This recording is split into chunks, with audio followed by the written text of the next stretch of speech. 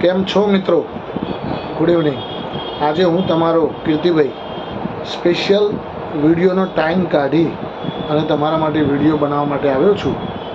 તો મિત્રો, હું તમને ખાસ એક વસ્તુ કહેવા માટે આવેલો છું કે બજાર અત્યારે જબરદસ્ત કરેક્શન મોડ ઉપર ચાલી રહ્યું છે.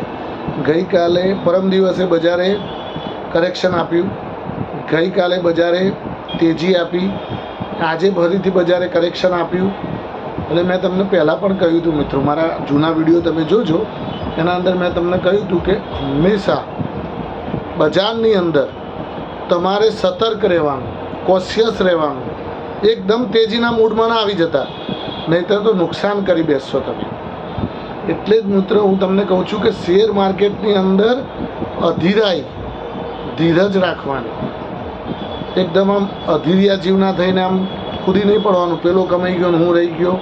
એવા બધા શેર બજારમાં ના કમાય કોઈ દિવસ. શાંતિવાળા હોય એ જ શેર બજારમાં કમાય.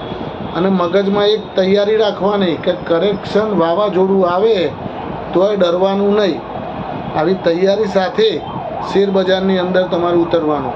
બાકી નાના ઇન્વેસ્ટરોના તો 50 ફોન આવી જાય દિવસમાં કે સાલું હવે શું કરું બજારમાં, આ તો સારું તૂટી ગયું, આ તો 8% તૂટી ગયો, પેલો તો 10% તૂટી ગયો.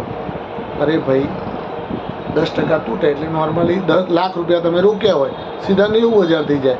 પાછું બીજા દારે બીજા 7% તૂટે એટલે પાછા 83,000 થઈ જાય. બીજા દિવસે પાછું 5% તૂટે એટલે પાછા 78,000 થઈ જાય. એટલે તમે તમારી મૂડી ક્યાંથી ક્યાં ઘસાય.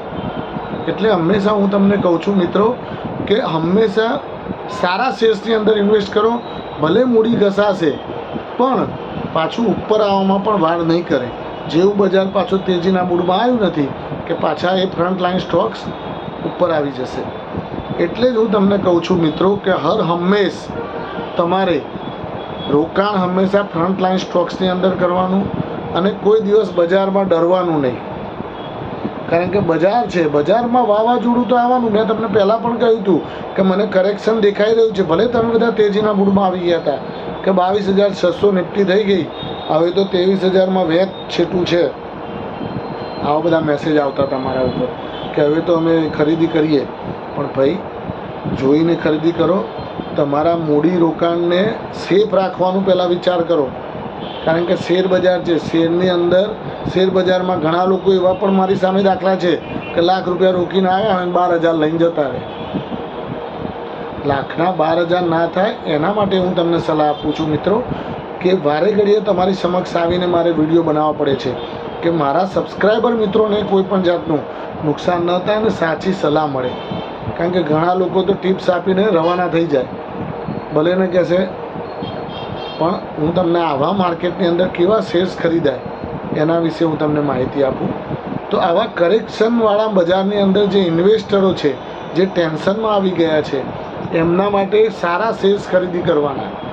જો તમારી પાસે પોર્ટફોલિયોમાં એવી કોઈ ચકલીઓ હોય તો એને ધીમે ધીમે કાઢી અને સારા શેર્સમાં ઇન્વેસ્ટ કરજો. લાંબા ગાળે તમને સારું રિટર્ન મળશે.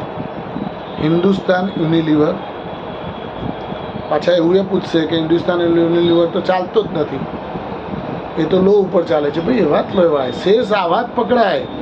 મંદીમાં મંદીના શેર્સ પકડાય તો તેજી આવે તો તેજીમાં તમે નીકળી શકો. તમે મંદીની અંદર તેજીવાળો સ્ટોક પકડેલો હોય તો તમે તેજી આવે તો એ ચડ્યો જ ના હોય.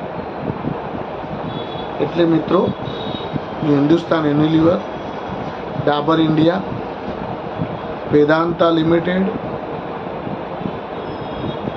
પછી સન ફાર્માસ્યુટિકલ, સિપ્લા, TCS, ઇન્ફોસિસ, ટેક મહિન્દ્રા લઈ લો. ટેક મહિન્દ્રા સારો છે અત્યારના ભાવે, વેલ્યુએશન પણ સારા છે, ડિવિડન્ડ પણ સારું આપે છે. એટલે આંખો દબાઈને આવા શેર્સમાં ઇન્વેસ્ટ કરો અને સૂઈ જાઓ ભાઈ. રોજ ઉઠક પાઠક જો કરશો તો તમે થાકી જશો. એટલે માર્કેટની અંદર હંમેશા સારું કરો, સારું વિચારો અને સારું જોઈને શીખો કે સાલું કંઈક સારું મેળવો અને સારા શેર્સમાં ઇન્વેસ્ટ કરો, જેથી કરીને તમને કોઈ ટેન્શન ના થાય.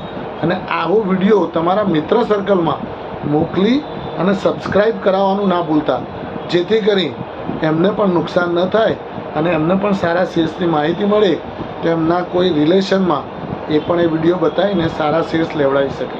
થેન્ક યુ વેરી મચ મિત્રો. ખૂબ ખૂબ આભાર.